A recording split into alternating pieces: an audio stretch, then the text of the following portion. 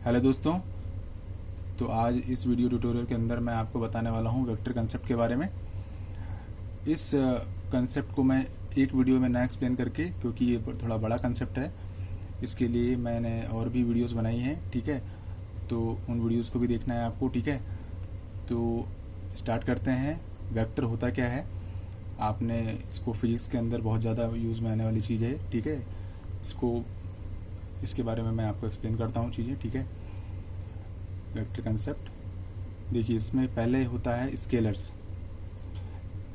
Scalars quantity having only magnitude. ठीक है, उसको हम स्केलर क्वांटिटी बोलते हैं। ठीक है, ऐसी क्वांटिटी जिसके अंदर खाली मैग्नीट्यूड होता है। ठीक है, फॉर एग्जांपल मास।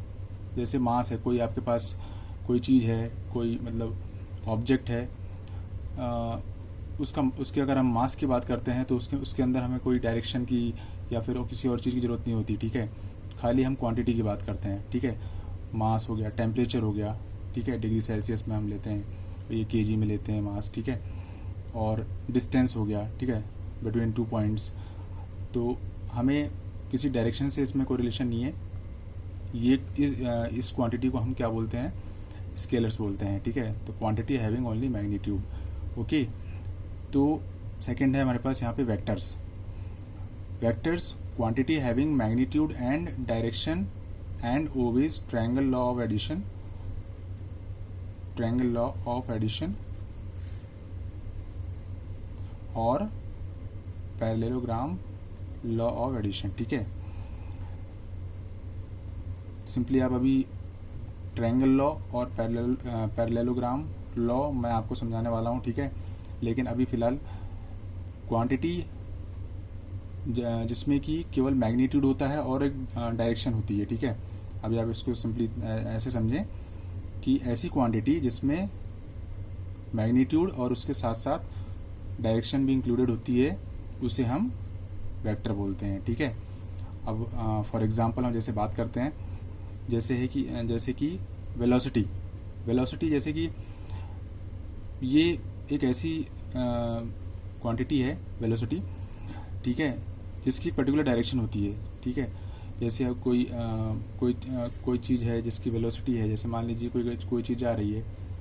ठीक है, उस वेलोसिटी की डायरेक्शन, सपोज आपने देखा होगा, जैसे हमारे पास ट्रायंगल है। ठीक है, सर्कल है। ठीक है, सर्कल पे हमारे टेंजेंट पे जैसे हम कोई मान लीजिए यहाँ पे रस्सी घुमा के बांध के कोई चीज़ घुमा रहे हैं यहाँ पे। ठीक है, इस तरह से, तो इसकी वेलोसिटी की डायरेक्शन क्या होगी? इसकी वेलोसिटी की डायरेक्शन ये होगी,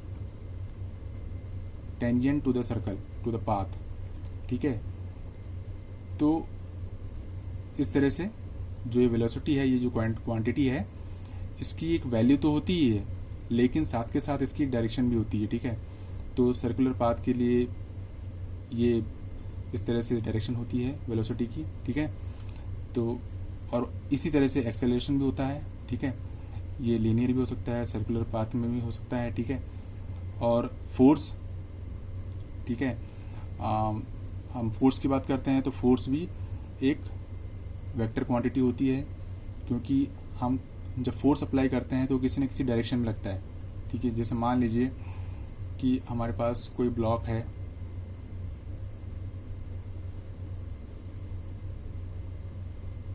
इसको मान लीजिए आपने यहाँ से फोर्स लगाया यहाँ पे। ठीक है, F। तो अगर ये इस पॉइंट से लेकर इस पॉइंट तक अगर डिस्प्लेस होके आता है, ठीक है,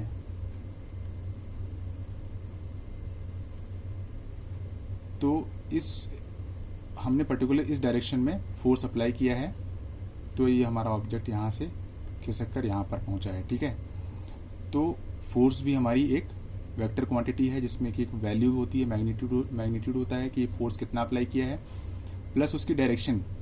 ठीक है, तो ये एक ऐसी क्वांटिटी है जिसे कि हम वेक्टर क्वांटिटी बोलते हैं। ठीक है, ये एक एग्जांपल दिया है मैंने आपको समझाने के लिए। ठीक है, और आगे बात करते हैं। अब वेक्टर ए, मान लीजिए कोई वेक्टर ए है जिसको हमें रिप्रेजेंट करना है, तो उसको हम रिप्रेजेंट इस तरह से करते हैं, ए लिखेंगे, उसके ऊपर इस तरह से एरो का साइन लगाते हैं। ठीक है, इससे हमें मालूम पड़ता है कि कोई क्वांटिटी है जो कि वेक्टर क्वांटिटी है। ठीक है, और वेक्टर को हम जनरली ग्राफिकल फॉर्म में इस तरह से हम शो करते हैं, बाई एरो रिप्रेजेंट करते हैं, ठीक है। इसको बोलते हैं टेल,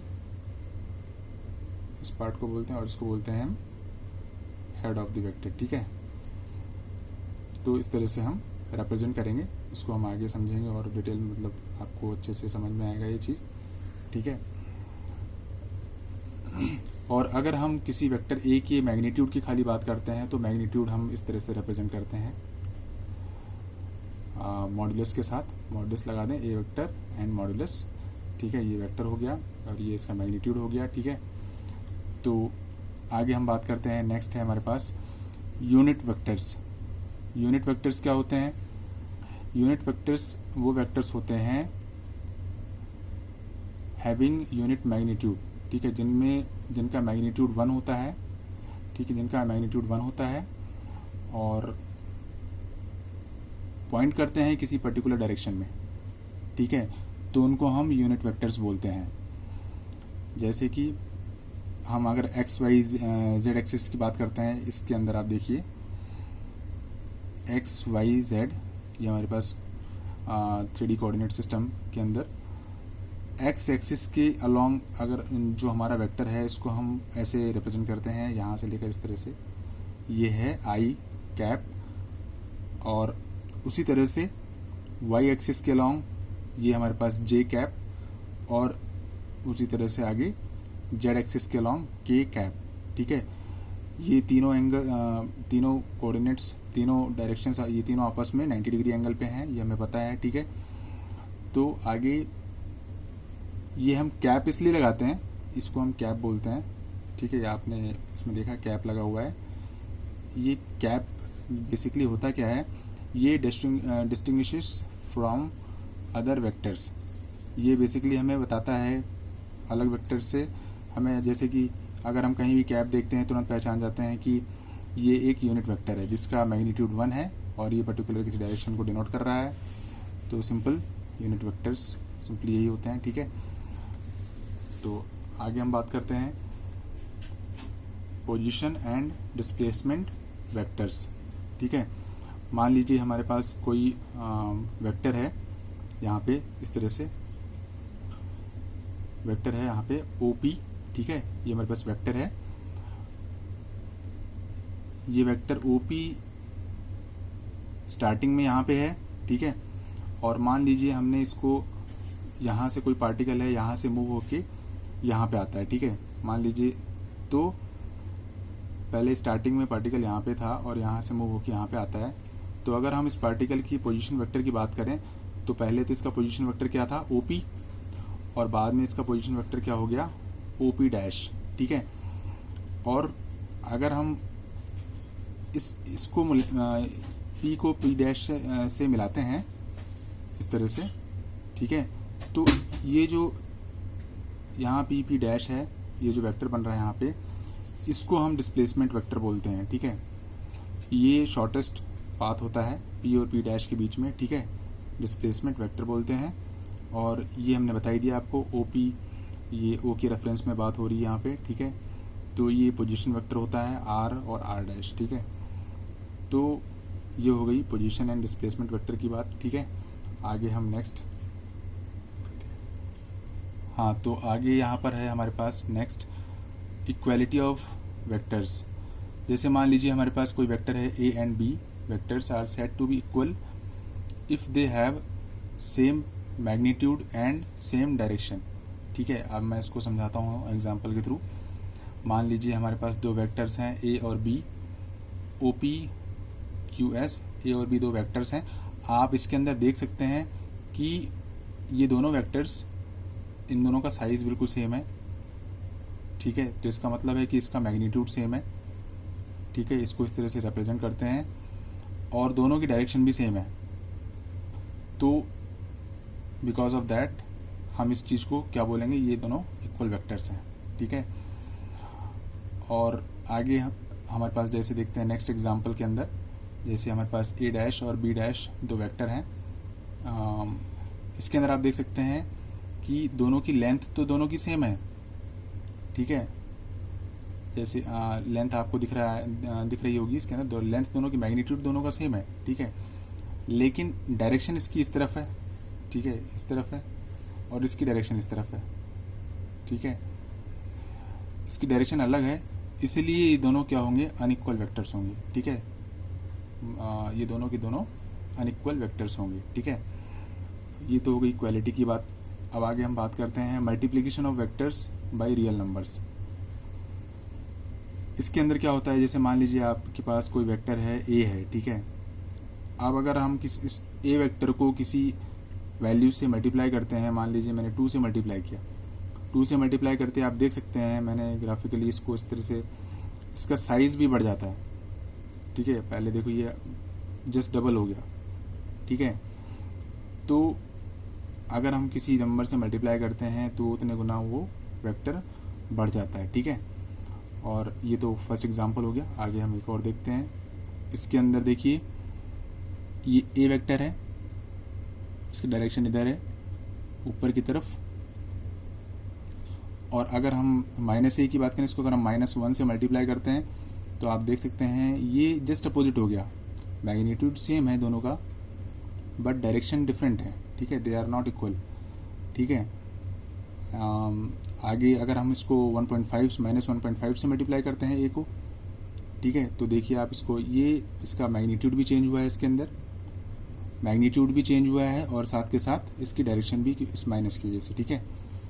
तो ये बात हुई multiplication of vectors by real numbers, ठीक है। अब नेक्स्ट हम पढ़ते हैं addition of vectors.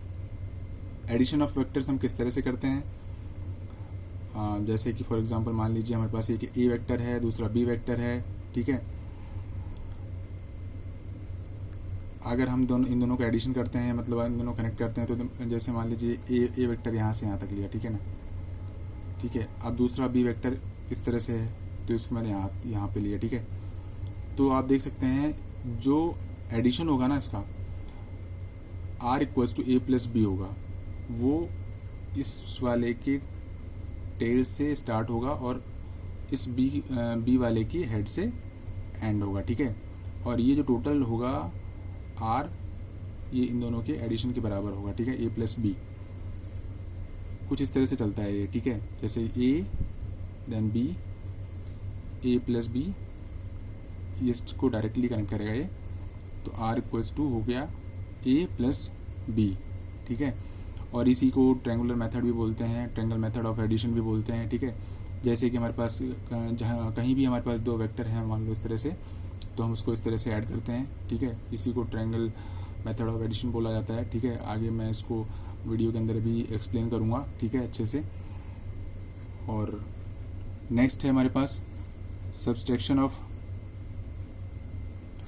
Of vectors, ठीक है। मान लीजिए एक ए वेक्टर है, दूसरा बी है, और इसका जस्ट अपोजिट -b वेक्टर है, ठीक है।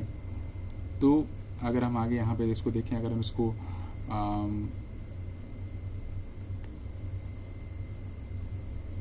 इस तरह से हम लिखते हैं ए वेक्टर को, ये ए वेक्टर हो गया, और ये देखिए ए वेक्टर हो गया, ये बी वेक्टर हो गया, ठीक है। अगर अब देखिए मैंने इस फर्स्ट वाले की टेल से इस लास्ट वाले की हेड को मिलाया, ठीक है, तो ये हमारा रिजल्टेंट हो गया r1 a+b, जो अभी मैंने एक्सप्लेन किया था, vector addition simply triangular method के कंसेप्ट से, ठीक है। तो r1 इक्वल्स टू a+b हो गया। और अगर मान लीजिए यहाँ पे ये तो b था, तो -b इसके जस्ट अपोजिट में होगा, इस तरह से, ठीक है, -b इसके जस्ट अपोजिट में होगा। और अगर इस -b तो इसके अंदर हम वेक्टर एडिशन कैसे करेंगे, ट्रायंगुलर मेथड से, इस फर्स्ट वाले वेक्टर का टेल और लास्ट वाले वेक्टर का जो हेड है ना, उसको हम मिलाएंगे इस तरह से, ये देखिए, ठीक है, इसको हम इस तरह से कनेक्ट करेंगे, तो ये जो वेक्टर मिलेगा हमको, ये दोनों क्या होगा, ये हमारा रिजल्टेंट वेक्टर होगा, ठीक है, r2, और जिसकी वैल्यू होगी a-b। एडिशन करेंगे हम तो a-b आएगा, ठीक है, a-b, ठीक है, a+-b, a-b, ठीक है। तो ये हो गई सब्ट्रैक्शन ऑफ वेक्टर्स की बात। तो ये कुछ ऑपरेशंस हैं, सिंपल वेक्टर कंसेप्ट था। जो मैंने आपको सिंपल लैंग्वेज में एक्सप्लेन करने की कोशिश की है। उम्मीद करता हूँ कि आपको ये वीडियो पसंद आया होगा, और इसके और भी आगे पार्ट्स हैं तो कंटिन्यू आप इसको देखिए कम्प्लीटली। मैं शॉर्ट में इसको एक्सप्लेन करूँगा जितना हो सकेगा, ठीक है। तो मिलते हैं नेक्स्ट वीडियो में। Thank you very much.